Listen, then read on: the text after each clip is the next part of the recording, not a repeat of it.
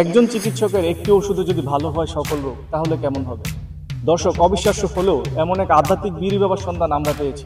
বিড়ি খাওয়াই ক্যান্সারের রোগ ভালো করছে। বাবার নাম বিড়ি বাবা আর ওষুধের নাম আবুল বিড়ি। নিশ্চয়ই অবাক হচ্ছেন, তাই না? অবাক হওয়ারই কথা।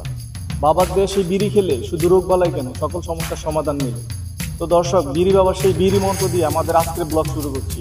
সাথে আছি আমি Mohammad Mehedi Hasan Badal. Hello guys, this is Mehedi Hasan Badal. Welcome to my new blog. আর আজকের ব্লগটা একটু ডিফারেন্ট। আজকে আমরা চলে আসছি বিড়ি বাবার আস্তানা। জীবনে তো কত বাবার নামই শুনলেন, ল্যাংটা বাবা, কেল্লা বাবা, তালা বাবা। আর আজকে আমরা যেখানে চলে আসছি ওনার নাম হচ্ছে বিড়ি বাবা। কখনো কি শুনছেন বিড়ি খাইলে মানুষ সুস্থ হয়ে যায়? সারা জীবন তো জেনে আসছি ধূমপান স্বাস্থ্যের জন্য ক্ষতিকর, বিড়ি খাইলে সেটা মৃত্যুর ঝুঁকি বাড়ায়। কিন্তু এইখানে মানুষ আসে বিড়ি খাওয়ার জন্য এবং বিড়ি খেয়ে সুস্থ হওয়ার জন্য। এমনই একটি জায়গায় আজকে আমরা চলে আসলাম যেখানে মানুষ বিড়ি মানত করে খাওয়ার পর সুস্থ হয়ে গেছে। এমনই ঘটনা আজকে আপনাদেরকে শোনাবো। তো আমাদের সঙ্গেই থাকুন এবং সেই সাথে দেখতে থাকুন। তো এখন আমরা চলে আসছি কুমিল্লা জেলার বগুড়া থানার খোসবাসী ইউনিয়নে। এই যে দেখতে পাচ্ছেন সাইনবোর্ড মালিক শাহ, যার কাছে অসংখ্য মানুষ আসে সুস্থ হওয়ার জন্য এবং ঔষধ হচ্ছে বিড়ি। তো চলুন যাওয়া যাক, লেটস গো।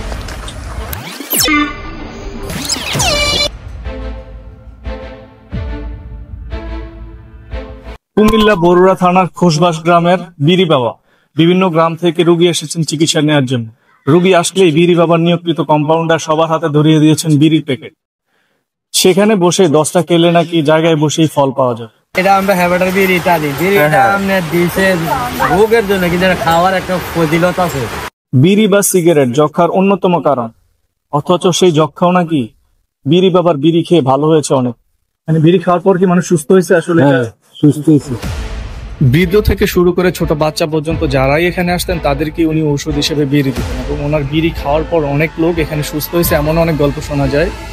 এমনকি যাদের বাচ্চা হয় নাই ওই ধরনের মহিলাও যদি এখানে আসতেন তাদের জন্যও উনি ঔষধ হিসেবে বিড়ি দিতেন এবং ওনার বিড়ি খাওয়ার পর অনেক মহিলার নাকি বাচ্চা হয়েছে, সেই গল্প আমরা শুনলাম। মানে যাদের বাচ্চা হয় না তাদের জন্য বিড়ি খাওয়ার পরে কি বাচ্চা হয়েছে? এমনকি ক্যান্সারের রোগী নাকি এখানে বিড়ি খাওয়ার পর সুস্থ হয়েছে। সো গাইস, সেই গল্পগুলোই আজকে আমরা শুনবো। চলেন যাওয়া যাক। চারটা রোগী আছে ক্যান্সারের রোগী, ভালো হয়েছে।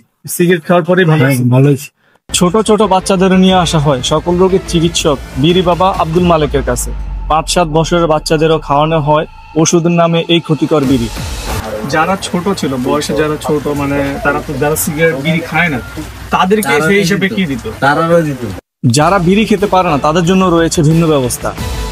বিড়ি পানিতে ভিজিয়ে খাইয়ে দেওয়া হয় সেই পানি, যা শরীরের জন্য অত্যন্ত ক্ষতিকর।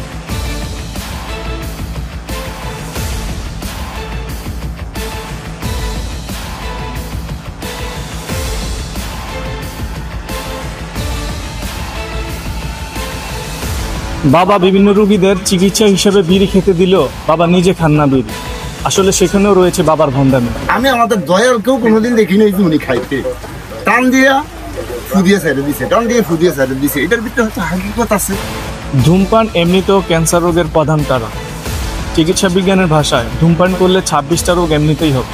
আমার কাছে যত রোগী আসতো বা যে উদ্দেশ্য নিয়ে আসতো, মানে মেডিসিন হিসেবে উনি বিড়ি তো দিতেন। হ্যাঁ, মেডিসিন হিসাবে বিড়িটাই দিতেন। আর এই বিড়িটা টানলে অনেকের অনেক রোগের সমস্যার সমাধান হয়ে যেত।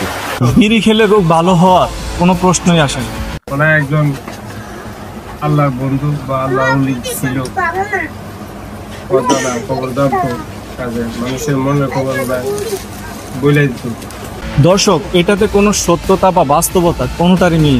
এটা টোটালটাই ভন্ডামি। আসলে বিড়ি।